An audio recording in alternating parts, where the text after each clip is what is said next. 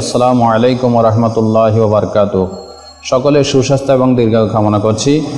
আসন্ন কোরবানি উপলক্ষে অনেক দিনই ভাই বন্ধুগণ জানতে চেয়েছেন যে কোরবানির সাথে আকিকা দেওয়া জায়েজ কিনা এবং আকিকা দেওয়ার সুন্নাহ পদ্ধতি কি। প্রিয় দিনী ভাই ও বন্ধুগণ, কোরবানি হচ্ছে একটি স্বতন্ত্র ইবাদত আর আকিকা হচ্ছে একটি ভিন্ন ইবাদত। আকিকা হচ্ছে জন্মের সপ্তম দিনে। নাসাইর হাদিসে রাসূল করিম সাল্লাল্লাহু আলাইহি ওয়াসাল্লাম বলেছেন, কুল্লু গুলামুন রাহিনুন বিআকিকাতিহি তুসবাহু ইয়াওমা সাবিহি ওয়া ইউহলাকু রাসাহু ওয়া ইউসাম্মা।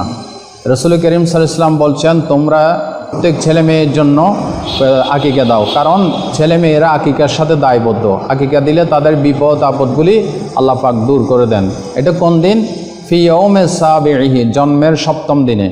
এবং নবীজি বলেছেন, জন্মের সপ্তম দিনে চুল হলক করে দাও, চুল ছেঁচে ফেলো এবং ইউসাম্মা, নাম রাখো, সুন্দর একটি নাম রাখো। তাহলে এই তিনটা কাজ হচ্ছে জন্মের সপ্তম দিনে, না পারলে 11তম দিনে, না পারলে 21তম দিনে, এইভাবে হাদিস শরীফে বলা আছে। কিন্তু কুরবানির দিনে আকিকাকে একত্রিত করার কোনো সুন্নাহ নয় এবং এটা হাদিসসম্মত কোনো বিধান নয়, এটা আমরা মন মতো করেছি।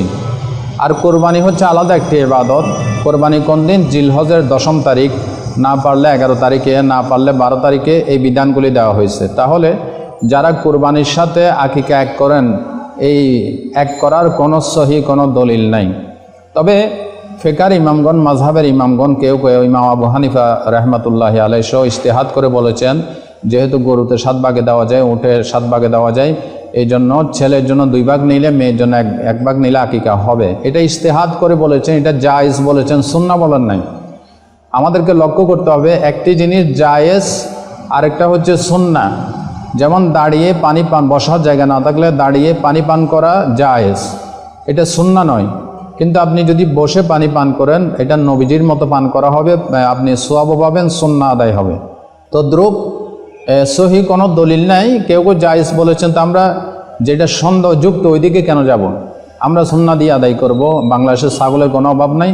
আপনি কোরবানির দিনেও যদি করেন, তাহলে স্বতন্ত্রভাবে ছেলের জন্য 2টি ছাগল আর মেয়ের জন্য 1টি ছাগল দিতে হবে। অথবা ছেলের জন্য 1টি ছাগল দেওয়ার বিধানও আছে, হাদিস শরীফ এসেছে, আক্কা রাসূলুল্লাহ সাল্লাল্লাহু আলাইহি ওয়াসাল্লামা আনিল হাসানে বেশাতিন।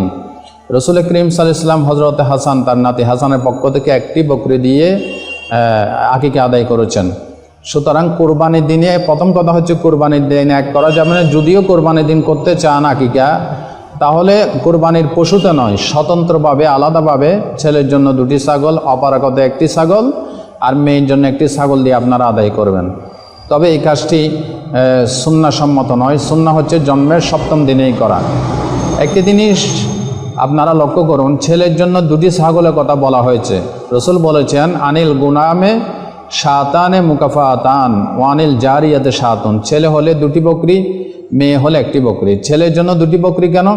যেহেতু ছেলেদের উপরে পুরুষের উপর বিপদ, মুসিবত, ঝড়, তুফান ইত্যাদি বেশি যায়। হামলা, মামলা মোকদ্দমা, মারামারি, কাটাকাটি, এগুলি সব, বাইরের সব লড়াইগুলি সূর্যের তাপে, রোদ্রের ভিতরে, বাইরে খাটাখাটনি সব ছেলেদের করতে হয়, পুরুষের করতে হয়, স্বামীর করতে হয়। এই জন্য ইসলাম খুব ব্যালেন্স রক্ষা করে বলেছে, ছেলেদের জন্য 2টি ছাগল আর মেয়েদের জন্য 1টি ছাগল। মেয়েরা সবসময় ঘরের ভিতরে থাকে, তাদের উপরে পুরুষের তুলনায় বালা মুসিবত ইত্যাদি কমই আসে। ইসলাম ব্যালেন্স রক্ষা করে বলেছে এখানে। এই জন্য আপনারা ছেলেদের পক্ষ থেকে 2টি ছাগল, মেয়েদের পক্ষ থেকে 1টি ছাগল দিয়ে আপনারা আকিকা আদায় করবেন। এটা তাদের হক মা বাবার উপরে। এটা মা বাবা যদি সক্ষম হয়, আর্থিক অ্যাবিলিটি থাকে, তাহলে জন্মের সপ্তম দিনেই করবেন। না পারলে যে কোনো দিনে, কোরবানির দিনেও যদি করেন, স্বতন্ত্রভাবে 2টি ছাগল দিয়ে বা 1টি ছাগল দিয়ে আপনারা আদায় করবেন। আশা করছি আপনাদের প্রশ্নের জবাব পেয়েছেন। আল্লাহ আমাদেরকে সুন্নাহ মোতাবেক আমল করার তৌফিক দান করুন। আমা তৌফিক ইল্লা বিল্লাহ। সুবহানাকা আল্লাহুম্মা বিহামদিকা আশহাদু আল্লা ইলাহা ইল্লা আনতা আস্তাগফিরুকা ওয়া আতুবু ইলাইক। আসসালামু আলাইকুম ওয়া রাহমাতুল্লাহি ওয়া বারাকাতুহু।